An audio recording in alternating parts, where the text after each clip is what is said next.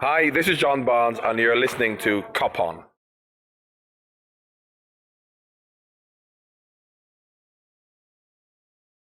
Welcome to Kop On Podcast, you sweet and juicy plum. I ate some plums earlier, some Reine Claude or Queen Claude plums, which are quite a famous variety here in France, and they were probably the best Reine Claude plums I've ever eaten. There's an absolutely extraordinary flavor to them. It's delicious. It's the best plum you've ever had if they're ripe and perfectly in season, which they are now. But of course, when we talk about the season, my goodness, it's crazy here. It was 40 degrees where I am now today, and I'm just in France. I'm near Paris, and apparently it's caught by the jet stream. The jet stream has basically stopped working.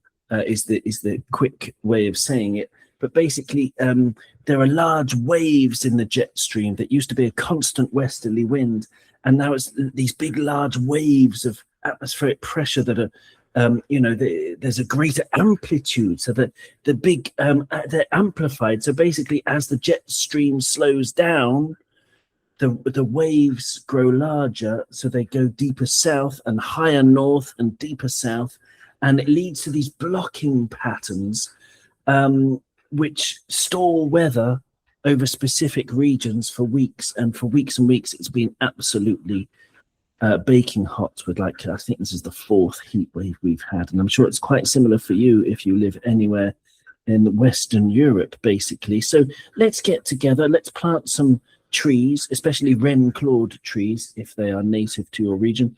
And if they, find some way of doing something about it if you can. And I suggest maybe just sit back, relax, chill at home, don't use your car, and listen to Kop On Podcast. I'm absolutely thrilled that Nigel is here and Abdul is here after a long hiatus.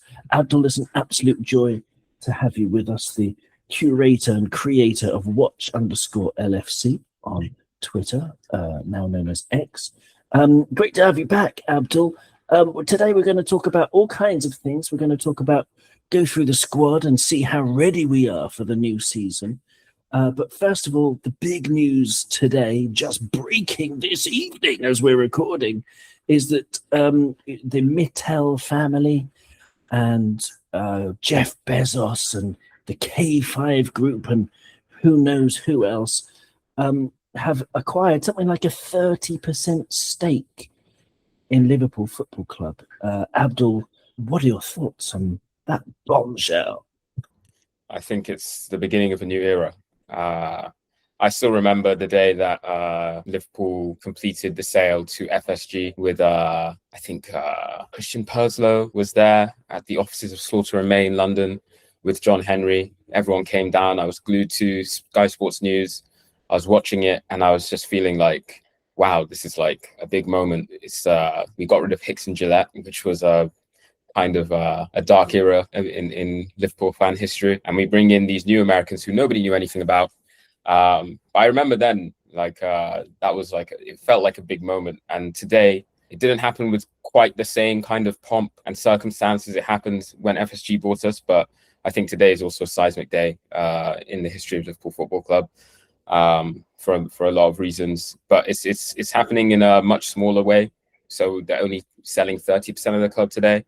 But I think, and I said earlier in the summer, it feels like FSG's time is coming to an end. And I think what we'll see over the next possibly 12 months, according to some reports, but over the next few years in particular, I think FSG will slowly unwind the rest of their stake in the club. And today we found our new owners going forward. So you reckon that they might, there's apparently, because this is just breaking news, so we haven't had time, as you have, dear sweet listener, to digest this information. But I believe there's some kind of £8 billion buyout possibility next season. Do you reckon that's, because I agree with you. FSG seems like this is the first move towards the exit. And so you reckon that they're going to buy us, take us over for 8 billion, and also, does it concern you that there are, billionaires who just see Liverpool as some kind of investment as part of their portfolio, as opposed to a club with heart and soul and community and values. Now, look, these are the conversations that fans are going to have from now for the next however long. And I'm sure the conversations will become very intense. I mean, the Spirit of Shankly have already put out a statement, which didn't say much because nobody really knows much. I mean, this consortium is invested in the club, but they haven't really set out what their vision is for this investment, why they've done it. All they've said so far really is that they really respect everything that FSG have done so far, and they're not looking to deviate from that, and they're glad to be invested in the club because it's a storied club. Just a very standard boilerplate statement from the new investors, and Spirit of Shankly have responded with their own boilerplate statement saying we'll have to see what they say. Although there was an interesting bit towards the end of the Spirit of Shankly statement where they said football should belong to supporters in the country, and it should not become, I don't know, guided by the whims of what they said was incredibly rich individuals or state-backed enterprises or entities, which is what you'd expect from Spirit of Shankly. So all the discussions around the morality of it, I'm sure we'll have that going forward. But yeah, on your first point about whether this is the end of FSG, I think it's become very clear in the last few years that the model that FSG have operated at, while it has taken us back to the absolute pinnacle of European football, I think we have squeezed out everything that we can from that model. So we've won everything under FSG, but what we've really struggled to do is sustain that success over the course of multiple seasons. We did have like a particular run from like 2017 through to about 2022, where like every single year we were either in a Champions League final or nearly winning the league or had won the Champions League final the year before. We did, I think, the double a couple of times in terms of cups. But when you look at what Manchester City have done over that same time period, where they won 4 Premier Leagues in a row, including a treble, when you look at what the likes of Real Madrid have done, where they won 3 Champions Leagues in a row, I think, that is the like next level of success that Liverpool Football Club should be aspiring to. I mean, we are the greatest club in the United Kingdom, at the very least. And over the last 10 years under FSG, I think we've been unequivocally one of the top 3 clubs in Europe, along with Manchester City and Real Madrid, because of the various accolades that we've won, the various successes we've had on the football pitch. But I think it's become clear to everybody that if we want to reach that next level, the model that FSG have given us, it's not going to get us there. And we've tried and tried and tried in different ways. We've made big signings. They've invested a lot of money. We can't fault them for investing money. But I think, yeah, it's time for us to, as a club, to increase our revenue streams. And that's the other thing about this investment. They can't just inject money in. We can't just take money from Jeff Bezos, because the rules around the Premier League are now that any investment in the team has to be, I think, around 80% of the revenue generated by the club. And I think in Europe, it's 70%. So this isn't just a billionaire who's just coming in to inject money. What they will have to do is increase our revenue. And I think this company, the holding company that they've created, and the various different partners in this consortium, it's quite telling that they all come from a very varied kind of region. So I think the Mittal family, they operate in Asia, in India. K5 Group, which is ran by Brian Baum, which is where Bezos has put all of his money into, that's North America. And I think Eduardo Saverin, the ex-Facebook founder, he has roots in South America. So there's 3 huge markets that basically through their relationships and their networks, they will hope to be able to increase Liverpool's revenue by, I don't know, finding new deals, new sponsorships. And through that, they can then reinvest in the team and then hopefully take us to new heights. So I think it's welcome news for me as somebody who just wants to see Liverpool win as much as possible. But I completely understand that people will have their reservations about the likes of Jeff Bezos investing in the club, because, yeah, he's a billionaire, the 3rd richest, 4th richest man in the world, according to different measures. And he has a lot of complaints against him because Liverpool is a socialist club. in a socialist city, and people don't really particularly like billionaires. So I'm sure we'll talk about that a lot over the next few months. But for me, anyways, I think it's a sign that Liverpool are stretching towards a new tier of European football. That's a very reasonable and extremely. What's the word? What's the word when you say things well? You said it really well. Informed. Yeah, I was looking for erudite. That's what I was looking for. An erudite answer. Thank you very much, Abdul. Very interesting stuff. Nigel, how about you? Yes. No. No. Speaking of erudite, yes and no. Okay, good. I'd say it's hard to say, really. I'm not matching that answer. I can guarantee you that much. I was just chatting to a couple of friends of mine there earlier on Abdul used the word socialist there in the latter stages of his very well thought of and well spoken piece there. And he, one of the guys, unfortunately, is a good friend of mine, and he's done. He's done. No more. The Bezos thing has kind of pushed him over the edge. Abdul also said that football is supposed to be for fans, not for play-by businessmen to play with like a Rubik's cube. And I feel very sad that the club basically has lost a supporter tonight, who's a great guy. And I'm not sure if my other friend will either. I hope he does. I can't see him not, but I couldn't. I'm kind of very kind of on the fence with this.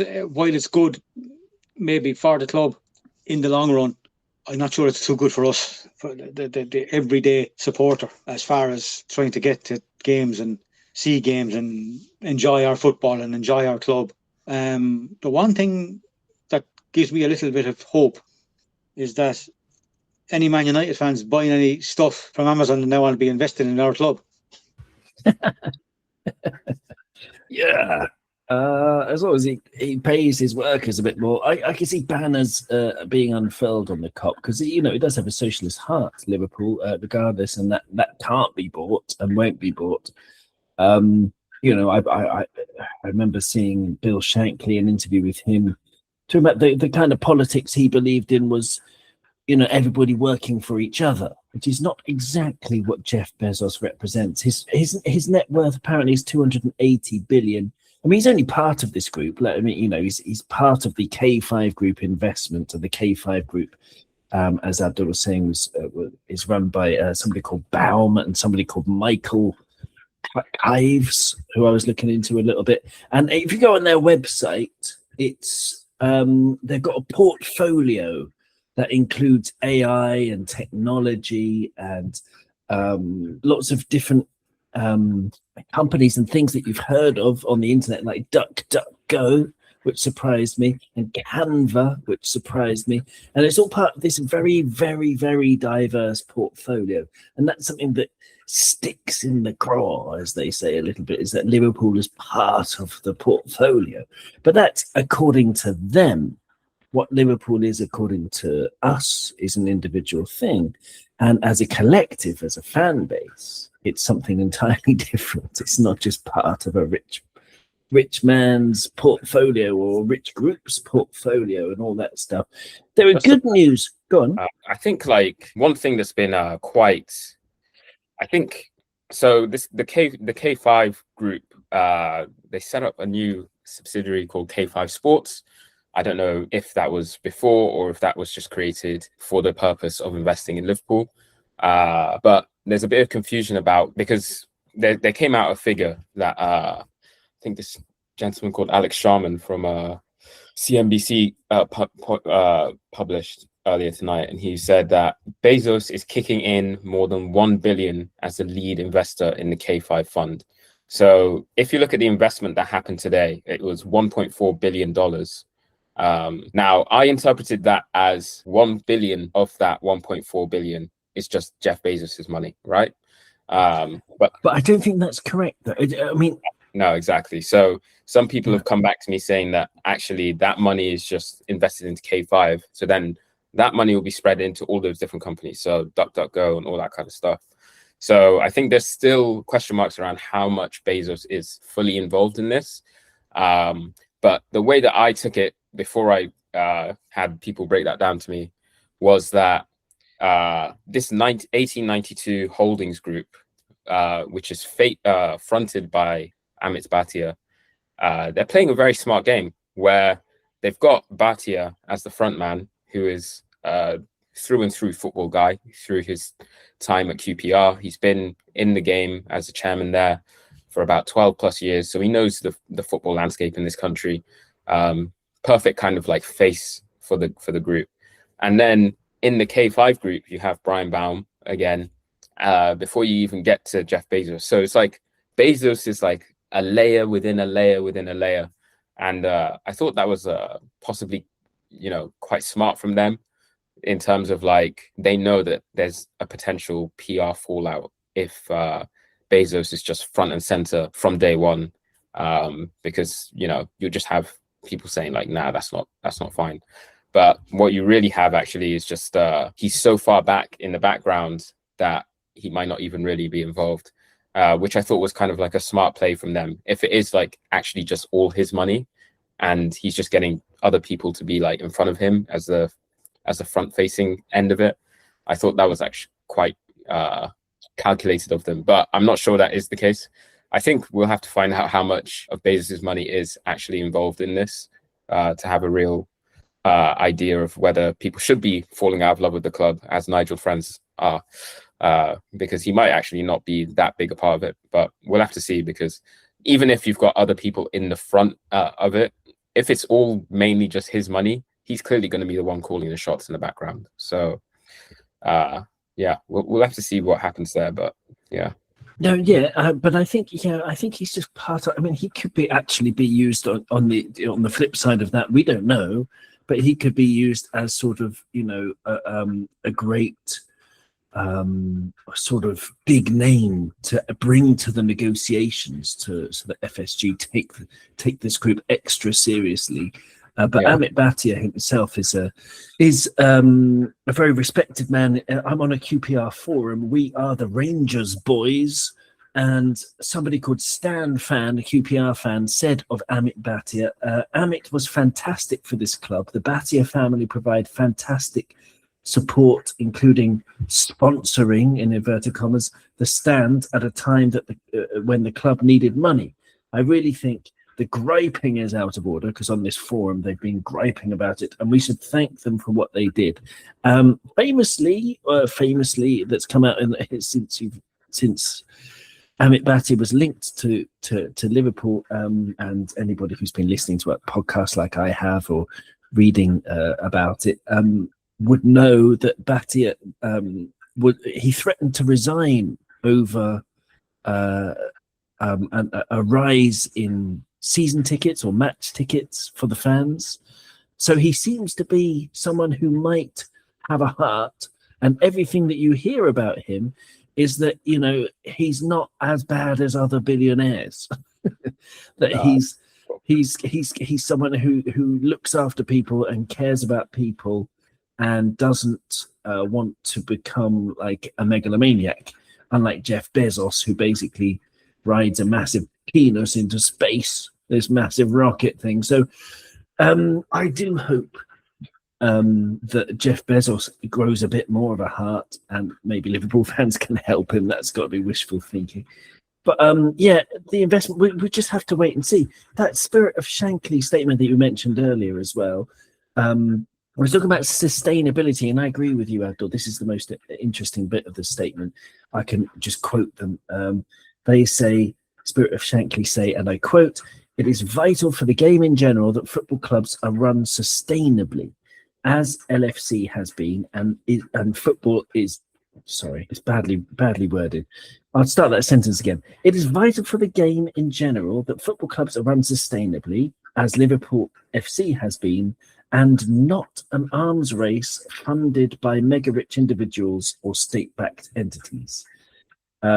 So I think they want to say, and football doesn't become an arms race funded by mega-rich individuals or state-backed entities. Yes, I think that's right. We want that as a sport. It's like the whole thing with Man City. Because that's one thing, Nigel, that I'm not comfortable with. If we are able, like as Abdul was saying, we are not going to be, as the Saudis have found out with Newcastle, it's not going to be possible to just suddenly pump loads of money into the transfer kitty and we suddenly have 500 million to spend, like in the days of Abramovich and Man City. And that's why they've got the charges, is that the rules have been coming together. But as a sport, we need more equality to have more competition. You know, if you go outside Liverpool, I mean, I'm all for Liverpool with being the best of the competition at all times, but it's still unfair how much other clubs are spending compared to others, right? Nigel, what are your thoughts? Absolutely, it is. There's the difference between the haves and the have-nots. This big six thing. The big six is a complete fallacy, I think. For me, big six doesn't exist. There's a big two. There's Liverpool and Manchester United. That's it. Chelsea are a yo-yo relegation promotion, might stay in the league club. So are Manchester City. Tottenham are mid to lower, like a mid to lower table team. Spurs and well, of course that is until Spurs and Chelsea became multi-millionaires and flouted all the rules that they have done and paid off all the people they have allegedly. The big six, I love it.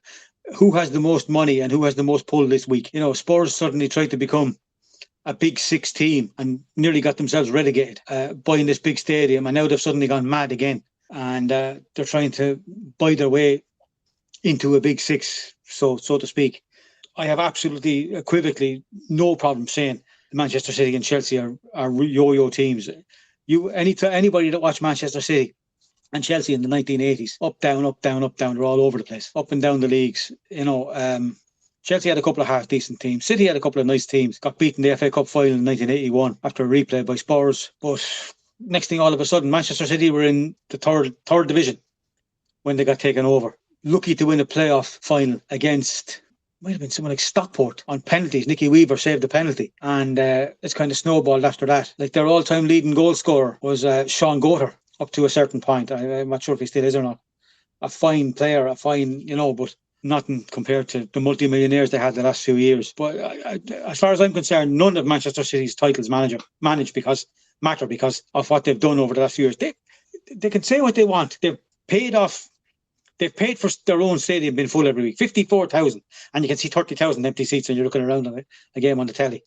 Chelsea under Abramovich definitely bought people off. There is no doubt. There is no doubt whatsoever, allegedly, just to cover your own.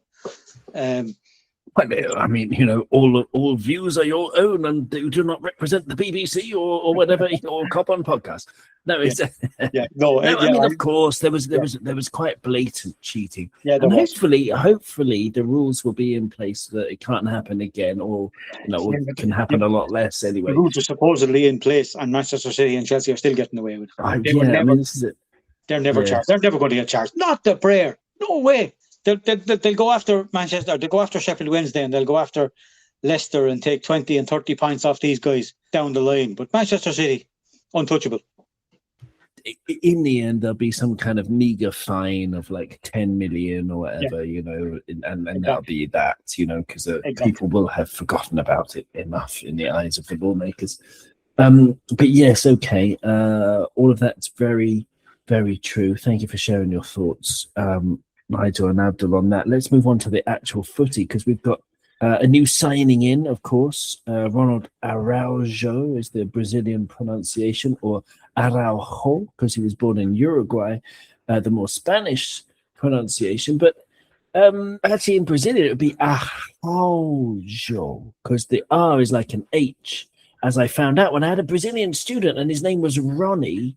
And he was my English student, where he lived in England, and I was teaching English to him. He had just arrived from Brazil, and he would go to parties. He was in his early 20s. He would go to parties. He was like, Owen, why are people laughing at me? Because he didn't know English very well. And I don't know what happens when you go to the parties.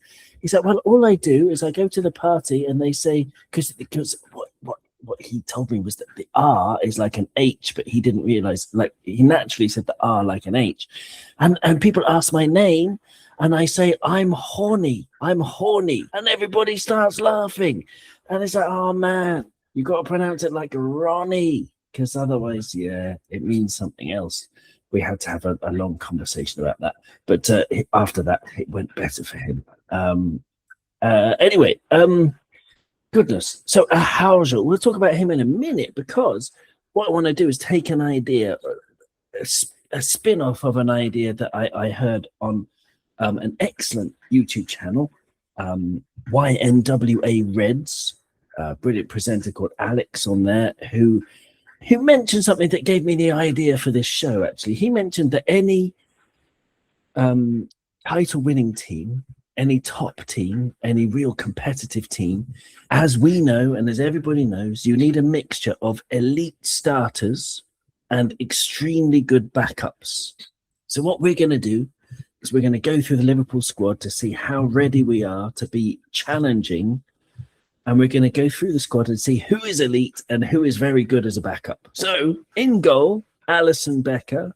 I'm going to say that we're all going to say that he's still elite. And Mamadashvili, there are some question marks about him, but I think he's a very good backup. Abdul, would you say he's a very good backup, or he's not quite good enough backup? I don't know. No, I think what we're going to find while we go through this list of players is there's a big question mark called potential, and I think Mamadashvili potentially is a very good backup. I remember the season we signed him, he'd just come off like the Euros, I think, where he put in some great performances for Georgia. He played for Valencia that year as well, and he was quite a solid shot stopper. He's tall. He seems to have like a good temperament for a keeper, so he's like very resolute kind of mentality.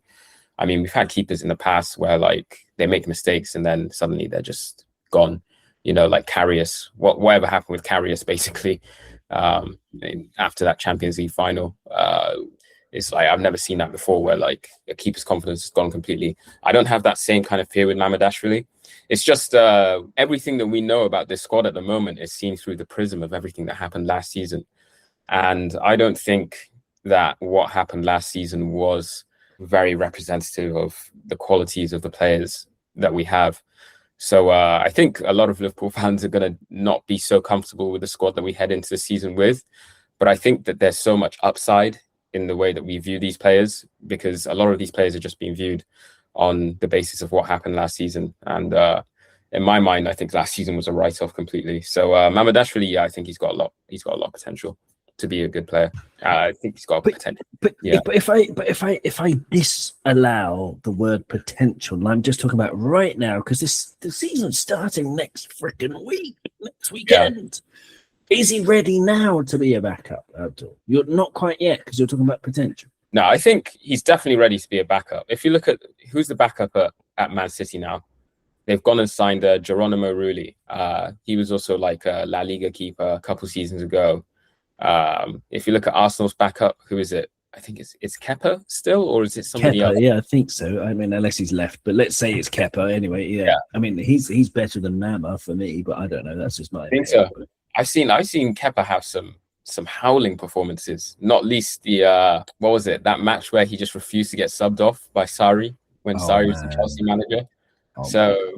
Yeah, he's a bit of a wishy-washy keeper. I think Mamadashvili is comfortably that level. Okay.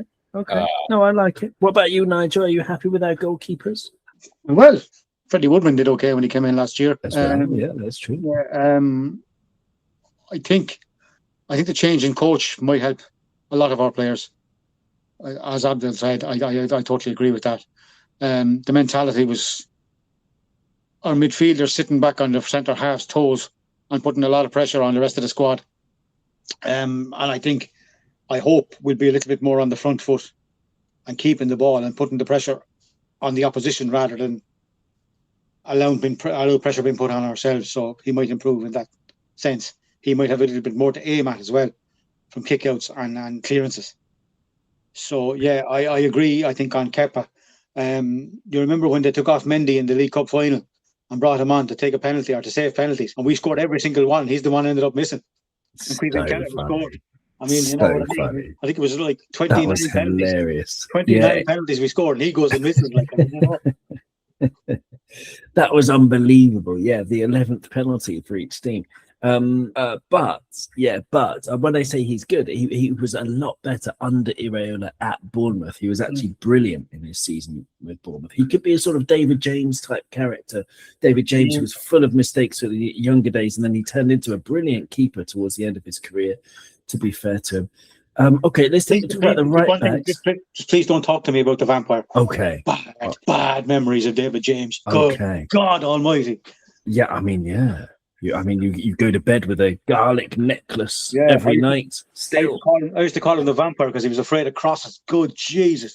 Oh, you're a terrible goalkeeper. Absolutely terrible. Oh, don't talk for about us. But late career, he was good. But anyway, right backs, the here and now.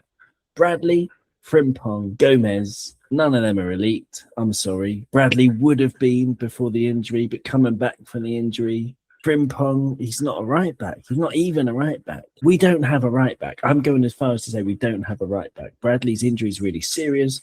It will take a long time to get back if he's going to get back at all. Frimpong is just not a right back. I mean, he's going to start there, but he can't tackle. He gets lost and he lets people run behind him all the time because he's very naturally a right midfielder or a right wing back. So I'm not happy at all with those. Anyone disagree? I don't know. What about Araujo? Yeah, because he can play right back. I think he's played a couple of games there. But I think with the right back thing, okay. I think we're just gonna have to hold it for a bit because I feel like we've done our work in defence essentially.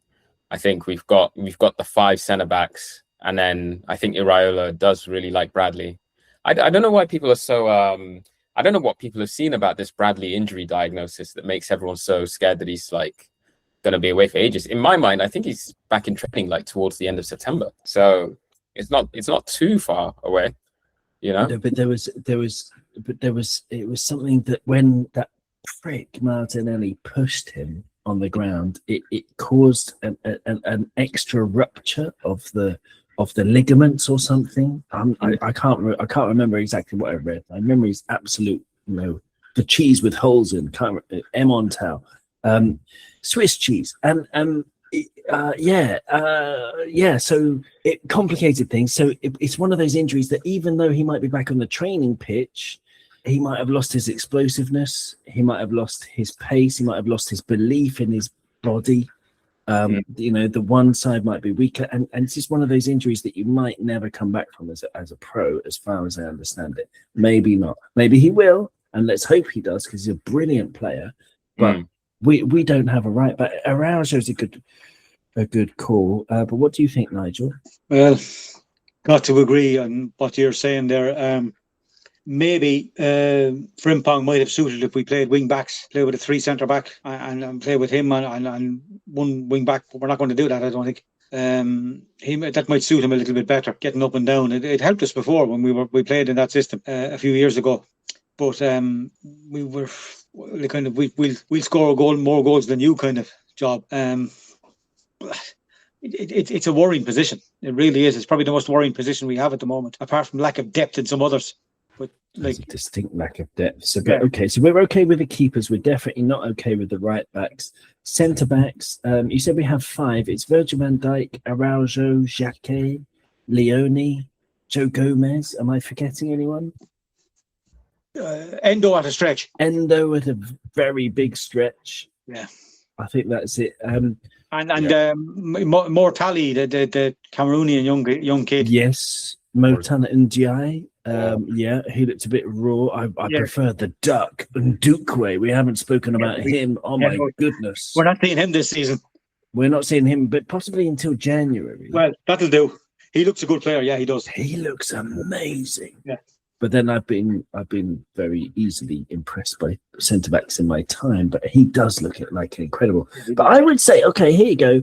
From those 5 centre backs that I mentioned, Virgil, Araujo, Jacquet, Leone, and Gomez, I'm going to stick my neck out and say none of them are elite. Virgil van Dijk, I'd say he's very good. He's not elite great anymore. Moment for him to go offline. Oh, are you back? Or sorry. There was connection problems. Yeah. Did you hear me, Nigel, or did I disappear and come back? Oh, okay, it's my bad then. Oh, okay. No, okay. No, I was just saying, Abdul, that I would say none of them are elite. You don't think Virgil's elite? No, Nah. he's. Hear me out. Nah. Hear me out. He's still capable of elite performances, but an elite defender has elite performances much more often than they don't. A 9 or a 10 out of 10, at worst an 8 out of 10. That was Virgil in his prime, and that's the best defender anyone's ever seen. So let's not put Virgil against himself. Let's put Virgil against a current elite defender from another team, from any other team. Saliba, for example, he's an elite defender. He's 8 or 9 out of 10, 8 or 9 games out of 10. He's incredibly consistent, and he's a really, really solid defender. Virgil has nightmares, and I'm judging him based on the Dutch national team, who had Ronald Koeman as manager, and us who had Arne Slot as manager.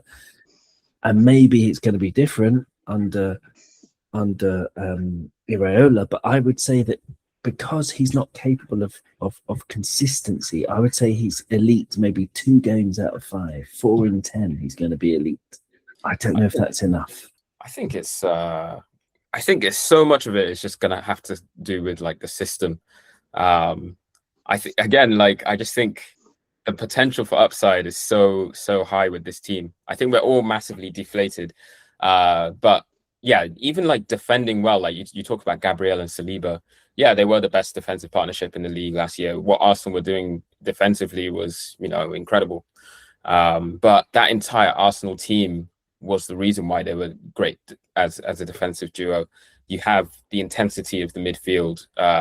You've got 4 centre-backs basically playing at right back and left back and centre-back and centre-back. So it's a unit thing. And I just don't think the unit was anywhere near as resilient last year. And then hopefully this year, we're getting a coach where his specialist kind of focus is out of possession structure. So I wouldn't be surprised if people start talking about, Virgil, he's back to his best or anything like that. So I think he still can be elite, basically. But yeah, I don't think he's far off. I've actually, like, over the last few years, I've seen people often try and be like, Virgil, he's losing it. He's fallen off. And I can never really see it. I often try and look for it, but like I don't see it. Like I don't think he's lost a vast amount of pace. I don't think he's like getting beaten in 1v1 challenges more often than ever. I don't think he's lost his on the ball skills. If anything, I thought he gained a lot on the ball in the season that we won the league under Slot. He's playing a lot more through balls on the ground than he ever used to. That used to be Matip's thing, and he would just do the long diags. But Virgil was actually playing a lot more with the ball as a ball-playing centre-back in the season that we won the league. I think, again, it's just everything is through the prism of last season, I think. But then last season was the season he scored the most goals ever, which is obviously not something that you care about for a defender, but his own personal kind of like, I haven't lost it. He scored more goals last season than any season he's ever played. So to say Virgil is an elite, I think it's a bit too soon. Let's see how the season pans out before we start making calls on Virgil. Fair enough. Nigel, what do you think about all this? I've got lots to say, lots of questions. I think I do agree to a point with Bhatia. He's not getting any younger, 35 years old, but the season we had last season, when, as previously stated, the whole midfield was sitting back on the centre-back's toes, and there was inner conflict in the team. Anybody that says to me that there is not a clash between players and manager and coaches from last season, the way we used to, our legs used to suddenly go at about 60 or 70 minutes, and for there not to be some kind of a clash of characters in that, there's something wrong.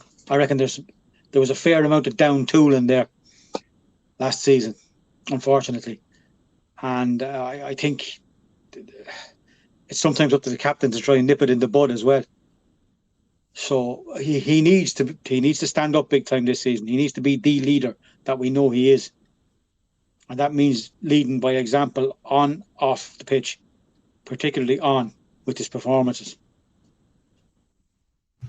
I agree with that, but Nigel, staying with you for a moment, That's VVD. That's a very measured answer you gave there. Thank you very much. What about the others? Araujo, Xhaka, Leone, Gomez. I mean, Abdul talked about the word potential. We're not allowed to talk about potential because all of them, untested. apart from Gomez, we know what Gomez is. Yeah. Excellent player when fit, but not often fit. Yeah. Untested would be the best way to describe that. We've seen Giovanni Leone for about half of football, and he was brilliant. He was amazing against Southampton, Championship Southampton, But that's not enough to judge him on, is it? And then he's coming back from an ACL, which many people never come back from. Yeah. Then there's Xhaka, who's got issues. He still hasn't featured in training. In matches. We'll see him on Sunday, I reckon. We'll see him against Como hopefully tomorrow. We might see him twice on Sunday. We've got 2 games against Como on Sunday. That's right. Yeah. 11:30 in the morning, and I think it's 6 in the evening. I think is it something like that. Yeah. And then. So big questions about that, and then Araujo. Ronald. I'll choose one soon. Ronnie the Red. Yeah. I reckon he has to start. He has to start him. But he's someone who, if you listen to the Barcelona fans, these are the people that you have to listen to. Okay, look at what they are saying about Araujo, and I did. Not necessarily a deep dive, but it wasn't a shallow dive either. It was sort of a medium dive, sort of diving from the middle diving board on Araujo in Barcelona forums, on Reddit and other forums. And unanimously, more or less, they all think the overall overview of Araujo is that he's brilliant at defending one-on-one against dribblers. But he's got big mistakes in him at big moments, and he's got very low football IQ, and his passing isn't great for someone. So he's like his value has tanked since a red card against PSG in 2024, 2 years ago. His value on FOTMob has tanked, and his form tanked after that. If you listen to Barcelona fans, to the point where he was not even in the starting lineup for Uruguay in the World Cup. And for someone who used to be the Barcelona captain, is very worrying. And added to that is a hamstring injury he got in 2024, which required an operation, and he needed 4 months out of the game. And then on top of that, there were the mental health difficulties, which my heart goes out to him. And I think Liverpool's a great club to be at if you want to have a group of people who believe in you and can help and support you in mental health things. I mean, Ryan Gravenberch has suffered from mental health, and Liverpool fans are extremely supportive of him. Yeah, but all of that, Nigel, is worrying me. And basically, the point is that he's not elite. He might be a very good backup, but he's got a lot to prove to get back to an elite level. Yeah, sure. Do we read into the things about Hansi Flick's high line and it not suiting him and it affecting his mental health? I heard that somewhere the other night. Barcelona fans were saying that he was much, much better under Xavi, but it was really the injury and the PSG red card that really triggered something, and he has been a lot of people use the word liability. Yeah, okay. Well, so the move might suit him then. It might be good for all parties concerned. And we've bought players like that before. That's, this guy's finished. Look at Alex Oxlade-Chamberlain. People were saying, he'll never reproduce what he produced at Arsenal. Alex Oxlade-Chamberlain. I don't remember that. No, but Alex Oxlade-Chamberlain came off the back of a good season for Arsenal. Yeah, he did. But then he went to a different level. Until he got that injury, his form actually went up from the Arsenal. He was at a good level to begin with. Yeah, he was at a good level. But Arsenal fans weren't saying he was a liability. Oh no! Sorry, I know. Okay, I understand that. No, his form when he was playing with Liverpool and under a very, very successful system. So I think systems with players are very important. And if we can get Araujo playing in a system that suits him with someone like Van Dijk, I think we could see a good player. I hope we see a good player. You know what I mean? I try to be positive. No, it's a very good point, and you're absolutely right. It could work out really well, and let's hope it does. Abdul, what do you think about Araujo? Again, it comes down to the word nachos. It is It literally is. Like, the way that I think about our defense is there's a lot of great ingredients there. You know, you got a bit of linguine, you got some mozzarella, some fresh parmesan, you know, some spinach, great tomatoes. But can you make the spaghetti? Can you make it hit? And that it's like that all falls down to Iraola. Is he the right cook to make it really hit? And I don't know. I really don't know. Like, I think on paper it makes a lot of sense. I was shocked when it happened because like I didn't see it coming, and in my mind for weeks I've been thinking Liverpool need a player who can play centre back and right back, because hopefully Bradley's going to come back and he's going to take the right back spot. But then we also need an extra centre back because, you know, Jacquet's coming back from an injury, Leone's coming back from an injury, Joe Gomez, you just know he's going to get injured at some point. So we need that extra centre back, and we need a centre back who can play right back. And I went through all the names in my head, and I thought it was very likely that we were going to go for Ezri Konsa, and I thought it was very likely that the price for Konsa was 60 million. So we might as well just go and activate that buyback clause on Jarell Konsa at Bayern Leverkusen.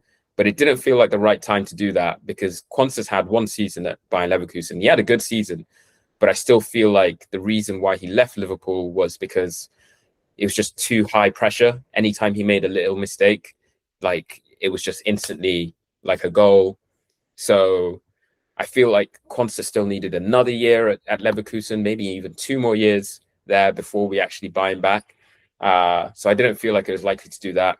And then Ezri Konsa for 60 million, I just didn't see where we would find the money to do that. So it didn't fit in my mind as well. And then when the Araujo thing got announced, I was like, yeah, that makes sense because he is a centre back who has played right back sometimes. And we got him basically for free. Obviously, if we want him, we'll have to pay money for him next summer. But we lost Konate, who was demanding, I think, close to £300,000 a week. Araujo is going to be on roughly half of that, maybe like 60% of that. It's the exact same profile as Konate. And I think if we had kept Konate, we wouldn't sign another centre back. So I think it's just a good signing. It just ticks a lot of boxes. And yeah, we'll have to see how he actually performs. But I think, yeah, that it's going to depend so much on like the mood of the squad and his own personal confidence. It's not even about like what he can do on the ball or like his like. I'm not scared so much about injuries with him, even though he has got a very patchy injury record over the last few years. It's just more, can he get into that confident frame of mind? Because when he's confident, Araujo was like Barcelona's star centre-back. They were comparing him to Konate, you know. They were saying like Kubasi and Araujo, that's going to be the centre-back partnership for Barcelona for the next decade. He's Barcelona's club captain, you know. He lifted the La Liga title for them when they won the league. Before his injury. So yeah, that's how quick moving football is. I remember there was a time Ansu Fati was like the new Messi for Barcelona. Exactly. He gets an injury, he's a completely different player. Bojan Kirkic as well, yeah. So there's loads of them. And obviously there's that fear, like the Arthur Melo signing. He comes, he gets injured, barely ever plays, never seen him again. We signed Nuri Sahin as well one time in the past on loan from Real Madrid. That was another kind of like nothing signing. They've got plenty of them. Yeah. But sticking with the idea of elite or not, even if I concede to your argument, even though I don't believe it, that Virgil is still elite, you can classify him as an elite defender. You've got 1 elite defender and 3 potentials, and Joe Gomez, who for all intents and purposes may as well not be there. It's cruel as that sounds. So left back, Kerkez. Kerkez is elite in my opinion, especially under Iraola. He's going to be an amazing player under him. Well, I'm glad you said it. If he gets injured, Tsimikas, Luke Chambers. I like Luke Chambers. I like the idea of him. I'm tired of Luke Chambers going out on loan every season. Because every season, like we sent Conor Bradley out on loan to Wigan 1 year. He had a great loan spell. To Bolton, yes. To Bolton, sorry. And then he came back and we integrated him into the first team. We send Luke Chambers out on loan like every single season for the last like 2-3 years. And he always does well. He has had injury issues, I think, on one loan, but he always does like roughly quite well. And I'm just thinking, okay, why aren't we trying to integrate him? But I don't know, like, is it worth... Is it like Lucas Stevenson though? Because I mean, he's finally left on a free, but he was player of the season at Dundee. I thought he could have had a role as a backup right back, but Yeah, definitely. But no, he's moved on, and maybe it's the same with Chambers. It's just not quite at the level to be in the Liverpool team. I don't know. No, I think the thing with Chambers as well is like, and I think it's been a thing with Liverpool ever since we signed Van Dijk. It's really hard for us to fit a left-footed centre-back into our system because Virgil plays on that left side. That's his preferred position. And then he plays every game as well. He really rarely ever gets injured. So we haven't signed a left-footed centre-back in years. And Luke Chambers would get minutes either at left centre-back or at left-back. So, yeah, it's... I don't know. I think if we're smart this season, I think rotation is going to be a massive thing this season. And that's the reason why we can't even play Ndukwe, right? Because we usually had 3 of these slots, these ESC slots, where we could fit in players, but it's based on the amount of rotation that you do and the amount of English players that you give minutes to. And under slot, we just didn't rotate that much. So we lost 2 of those slots. We only have 1. So we couldn't sign up Ndukwe under that ESC slot. So I think part of the reason that we brought in Iraola is because he's going to be a manager where he is going to give chances to the players on the fringes. And I think that's good. I think that's been our bread and butter for like years. Like we had this incredible streak of selling our fringe youngsters for ridiculous sums, you know? And that was because Klopp was in a situation where he would have to play them every other round in some tournament or there's an injury crisis, and then they showed good levels, and then end of the season clubs came in for them, we sold them, and we had a nice conveyor belt of talent. And I think we're going to go back to that. So if we do go back to that, I think Luke Chambers should be there to be part of that this season, but we'll have to see, because I don't want him to stay this year and then he just doesn't get games, because that's just silly in my opinion. But the whole question of rotation is how difficult it is to rotate between the Champions League and the Premier League. It's not like France or PSG where they're playing, Lorient before they play Atletico Madrid. But yeah, it's an interesting answer. I think we definitely need an upgrade on Tsimikas and Chambers, but that's just me. What do you think, Nigel? Yeah, definitely on Tsimikas. Yeah, Chambers is a good young player. He's got a lot of room for improvement. He's a good player. He's improved steadily over the last few years, so I wouldn't mind seeing him in the squads. But starting in important games, he's going to have to improve pretty dramatically to be kind of considered. But he's good. He played centre back as well, and looked solid. But yeah, it's well, I don't know. I thought Slot started selling a lot of our kids. He sold a lot of potential and a lot of good players off last season. I couldn't believe what he was doing, to be honest, when he started selling the kids. There was a couple of really, really good players there. And he sent a couple out on loan, but then he sold the young guy to Leon. Tyler Morton. I wouldn't have sold him in a million years. Loan, maybe, but I wouldn't have sold him. Very, very good player. He would have had a good role to play under Iraola in midfield. Let's move into the midfield, and we'll talk about this, Nigel, staying with you. Our midfielders, we've got Curtis Jones still. Let's just look at the defensive midfield. I'm not going to bring Wits into this. So just the 2 defensive midfielders, okay? If you need 4 good players, 2 elite players and 2 very good backups for the 2 defensive midfield positions. We've got Jones, Soboslai, Gravenberch, McAllister, and Trey Neoni, who's looked amazingly. Who's looked amazing in Trey Guevara? Is that what you said? James McConnell. Oh, I thought Trey Guevara. That's a cool name. No. But no, sorry, I couldn't hear very well. The fan is blowing in my ear because it's still 36 degrees. Yeah. James McConnell as well, yes. Okay, so you can count that. But I'm going to discount him immediately as not elite or very good backup. I'm sorry. And McAllister, not elite.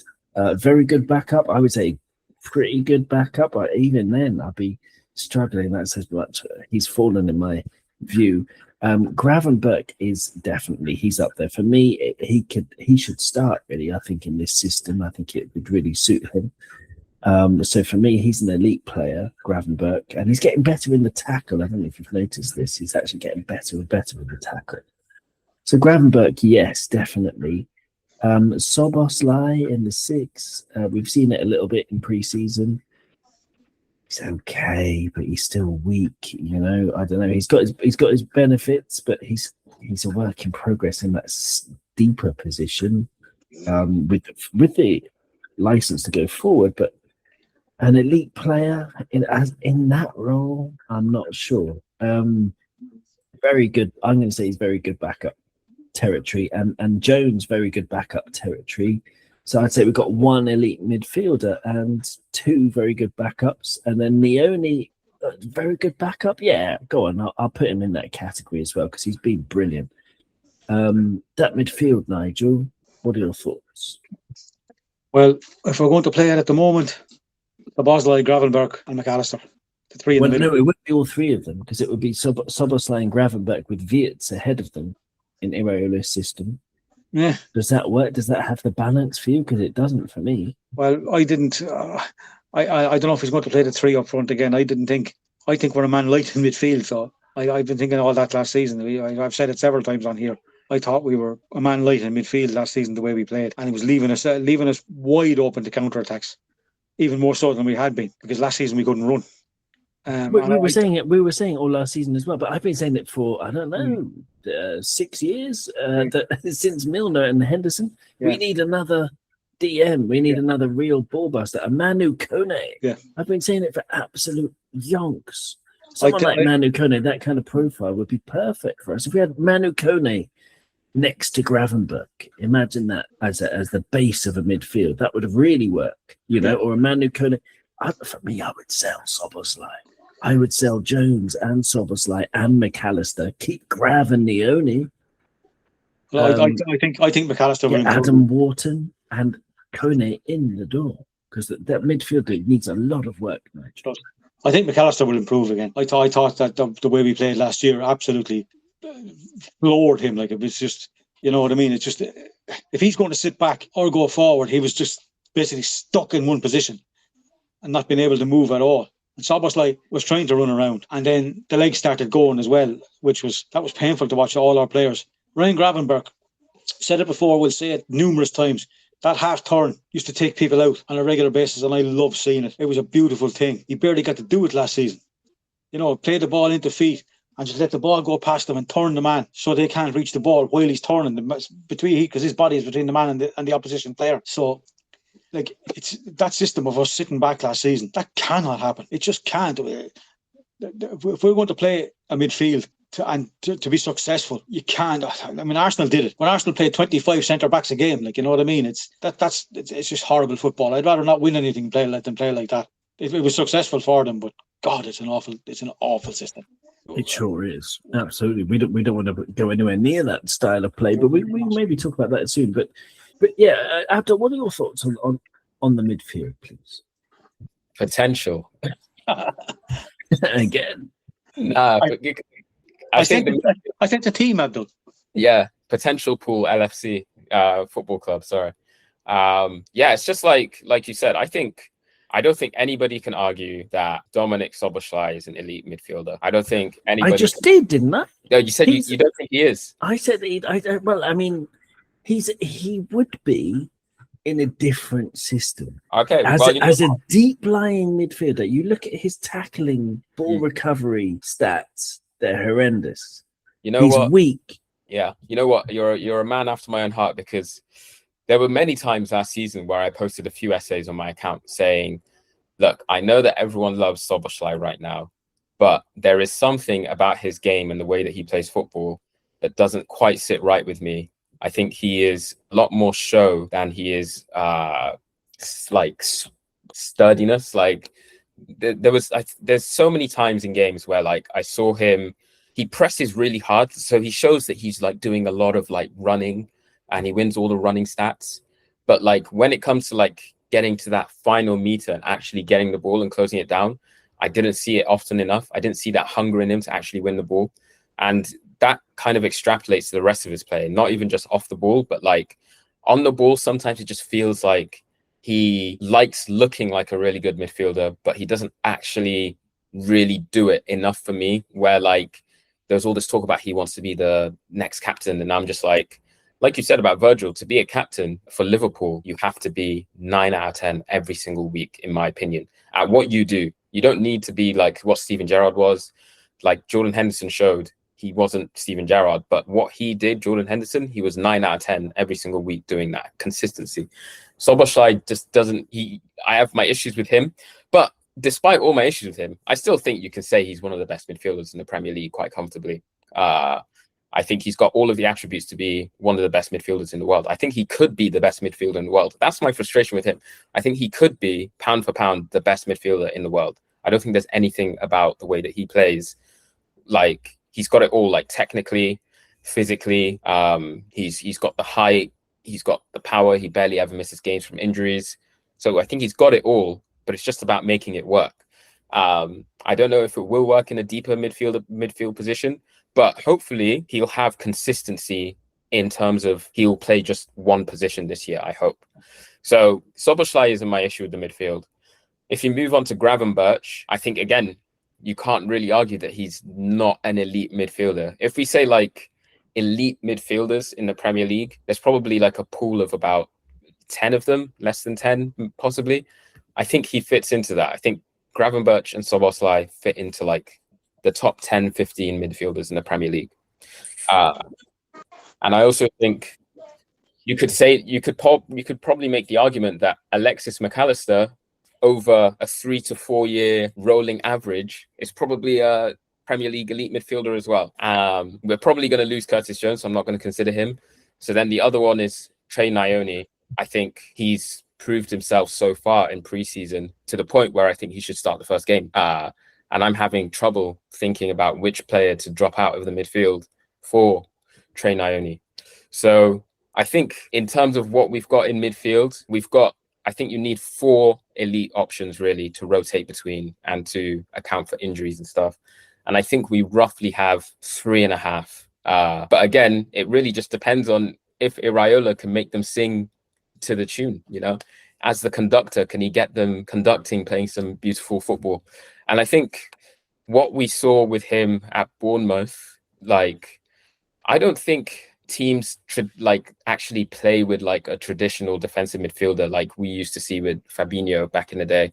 I don't think the modern game allows for your defensive midfielder to just sit in front of the defense and just make tackles and protect them.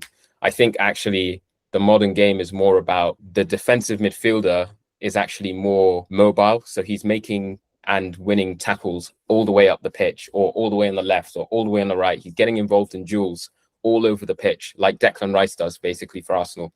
You don't see him just winning challenges in front of his defense. He's a presence all over the pitch, because the demands of modern football, in my opinion, are that the more defensive player is actually up and down the pitch more. And the player who sits in front of the defense is actually the one who's better on the ball, because he's there to conduct it. He's there to receive the ball from the centre backs and then play the passes through the lines and pull spaces and all that kind of stuff. So I'm not sure where that midfielder is. I know that you mentioned Manu Kone. I think he's more of that old type of defensive midfielder. And I'm not sure that you can build a midfield with just him and then one of Gravenberch and Szoboszlai, because I'm not sure he'll get the ball to Gravenberch and Szoboszlai enough. I don't know. I have a lot of thoughts on the midfield, but essentially I think we have the right ingredients, and I think we don't need to prioritize it this summer. I think it was more important to get the right wingers in and to get our defensive depth with Araujo. And then I think we can hobble on until January at the very least and wait for the right midfielder, or until next summer and wait for the right midfielder, basically. Ideally, we would have one more right now ready to go who is elite, and there are no questions about it. So yeah, I mean that is the thing in the system where you have 2 defensive midfielders or deeper lying ones. You can have deeper lying playmakers, or whatever. But absolutely, no, very very interesting stuff. My target would have been Ayub Boadi. He was the one from the beginning of the summer. I said, if we get him, that's our midfield sorted, because he is combative. He's good enough on the ball as well. He gets up and down. He's young, so we can build around him for like at least 5 years. But he's going to City, isn't he? But he's going to City. And Man City love to do this. They love to take the players that I want, because they did the same thing with Shirky last summer. And I really wanted Liverpool to get both Wirtz and Shirky. I said, it's possible at that price that Shirky's going at, because we need both. I would have taken both, but they went and did it. And then they've gone and done it again with Boadi this year. So, yeah, hate my life. We'll see. I mean, there are others out there. If City, according to Adam Joseph on X, if City manage to sign Ayub Boadi and Enzo Fernandez, they will have signed 20 players for £850 million since January 2025 in a year and a half, which is obviously disgusting. The money in football, I mean, it's disgusting. When, you just like, I don't know, I'm hot, it's 40 degrees. We need to give water to people and the soil and plants and animals, and we need to have hospitals for people, which cost about 300 million to build a brand new hospital. 300 million. And so Man City spent 850 million in a year and a half just on footballers. I mean, what would you do if you were a god or the gods looking at these humans? Wouldn't you also chastise us with bad weather? Who knows? It's going into the number 10. I'm going to stick to stuff that I do know a little bit about, and that's the number 10 position in Liverpool Football Club with Araujo's system. We've got Wirtz, elite, obviously, and Harvey Elliott back, potentially a very good backup. I think he's a very good backup. I mean, again, he can't tackle, which is why I want a Manu Kone behind this number 10 in this system. When we lose the ball, so we don't have the gaping holes that Szoboszlai would leave. But yes, Nigel, what do you think? That's good. That's good enough. Wirtz and Elliott as number 10s. Could possibly play Szoboszlai there. Yes, as well. That's true. Yeah, could actually potentially play Ryan Gravenberch there as well. Yeah, but very true. Very true. So we're happy with that. Let's move on. Let's move on to the forwards, Nigel. Forwards, you have to help me out because we've got so few of them. It's easy to forget. We've got Rio, obviously. Gakpo, who might be going to Spurs or somewhere else. We've got Isak, elite, if fit. Chiesa. Who else have we got? Rio, Gakpo, Isak, Munoz, of course. Have we only got 5? I'm surely missing someone. We'll write Jayden Dans. We'll write Jayden Dans. Sorry, Abdul. Gakpo at the moment. Yeah. Luis Kumas. And that's basically Luis Kumas, there you go. He's probably going to go on loan. Yeah, he's probably going to go on loan when we bring someone in. So I think with the forward positions, the easiest way to do it is actually if you look at what we will probably end up with, which will be Barcola and Rio. No. We're not talking potential here, Abdul. Oh, okay. I want to ask Nigel as well. Nigel, what do you think? Where we are here? So we've got Rio, Gakpo, Isak, Chiesa, Munoz, Dans, and Kumas, and other kids like Will Wright. Excuse me. We're a bit like gravity in space, a bit light. That's about the best way of putting it, I suppose. We're lighter than a bubble blowing from a bubble mix in space, a bubble on the moon. I really enjoyed Isak last week, I have to say. I thought he looked really, really sharp. Took his goal really, really well. It was a lovely touch, lovely finish.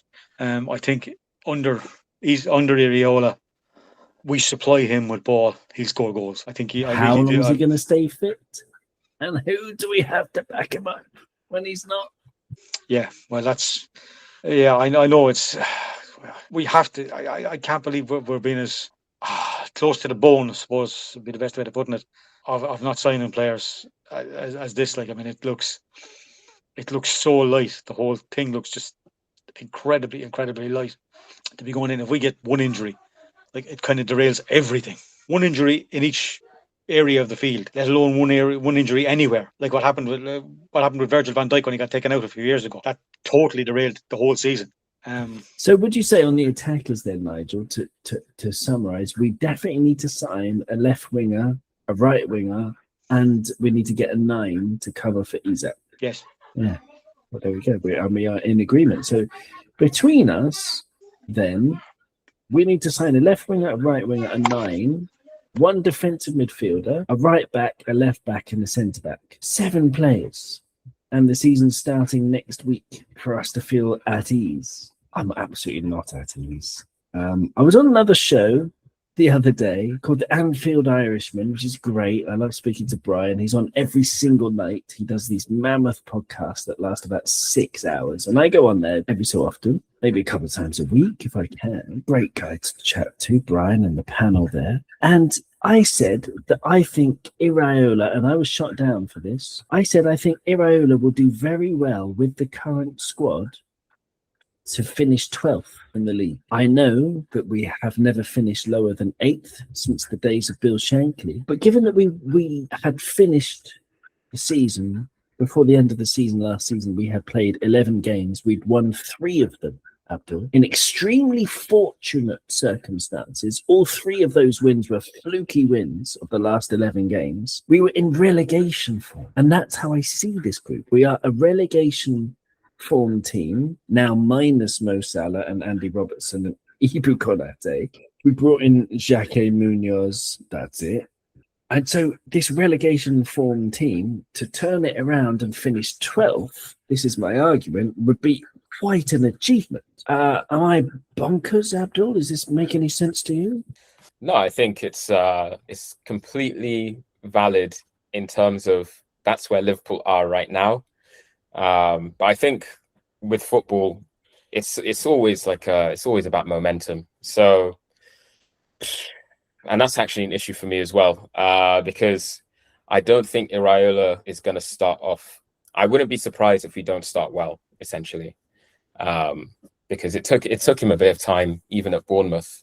He was scarily close to getting sacked before they finally clicked, and then they started just rising up the league. So yeah, I think it's completely valid to look at the Liverpool squad right now and think, yeah, this is potentially a problem. But I also see the other way, which is if we get 2 wingers. So the way that I think we could start against Newcastle is Isak up front, and then Mbai would be the right wing, and then probably Rio on the left wing. And then, because Barcola hasn't even played a single minute of preseason yet for PSG, he only came back into training, I think, 2 days ago. So I don't think he'd be ready for Newcastle to play from the beginning. He'll be on the bench. And then Wirtz in the 10, and then Szoboszlai, Gravenberch, and then Kerkez, Virgil, I think Araujo starts, and then Frimpong at the right back, and then Alisson in goal. And I think that's a solid starting 11 to start the season. So if we start the season with a good win against Newcastle, which is a team which is in even more trouble than us somehow. Everyone's leaving them. Nobody wants to join. New manager. So I think we could potentially do a job there. If we start building momentum, essentially, and Iraola is rotating the squad to keep them fresh and to keep the intensity high, and we get results with everyone, I would not be surprised that the sentiment around the club changes massively. And people start saying, oh, Frimpong, he's actually playing quite well. He's got a couple of assists. He's showing lots of energy going up and down the wing. You know what? This is the right Frimpong. We start seeing articles from James Pearce saying, it might have taken a year, but Frimpong is finally here. You know, you get the same thing about Araujo. People are saying, it could be the bargain of the summer. If Liverpool have an option to buy him for 47 million. I predicted when we signed him on the day, I was like, I wouldn't be surprised if we start seeing people calling in November for us to trigger that option to buy him, because it could happen. People start saying, the midfield looks like it's finally back to the Klopp days. You know, Gravenberch and Szoboszlai formed a great partnership. Florian Wirtz looks unleashed. He's back to his best. Alexander Isak has finally found his footing after a preseason. I can see the positivity coming into the Liverpool fan base and saying, actually, we do have a quality team here. And then when we're rotating, we're bringing in Victor Munoz, and he looks direct and he looks powerful with his running, and he's got pace in behind. And we've got Barcola. He's finally settled and he's doing what we signed him to do. I can see the vibes around the squad becoming very positive very quickly. But right now, yeah, you're right. It doesn't look very good. But just don't be. I just wouldn't be surprised if everything changes quite quickly if they stay fit. Because as we've just seen, we don't have any depth. Like that. It all hinges on that. And then Iraola's with his system is very high intensity. Yeah. And at Vallecano, the injuries started piling up in December, apparently. I was listening to someone today. Can't remember which podcast. Sorry. I listened to too many of the damn things.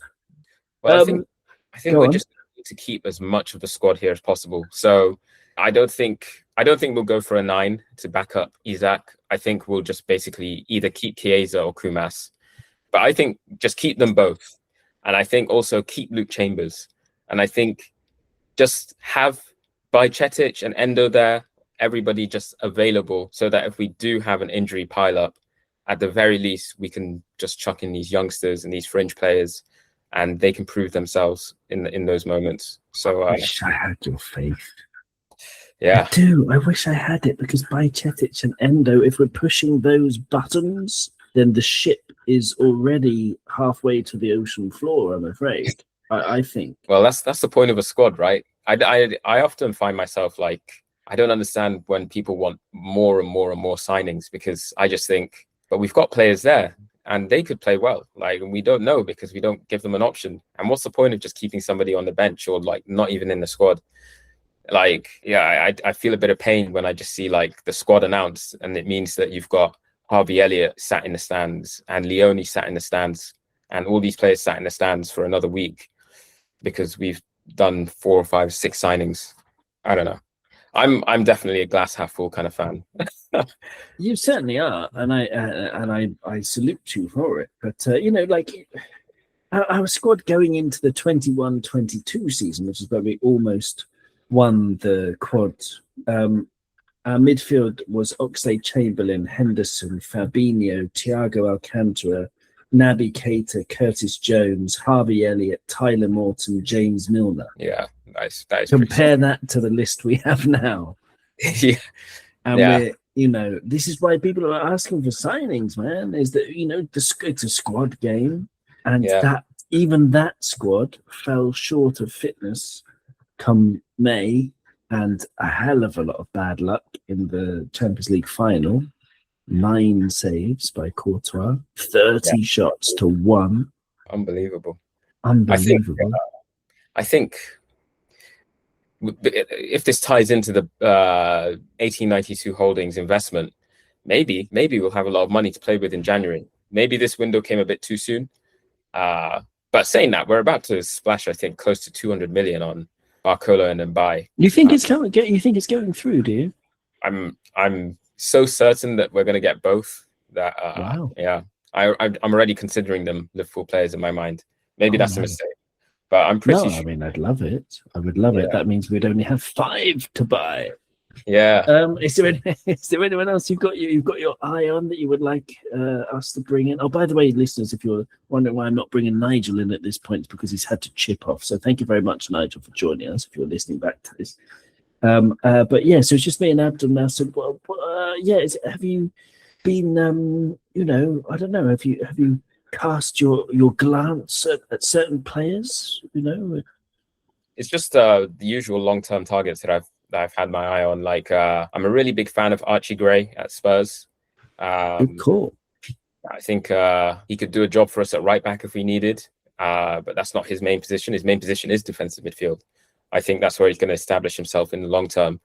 So I think that would be a really nice, tactical buy, just because he's homegrown, covers defensive midfield, and he also covers right back if we needed him to.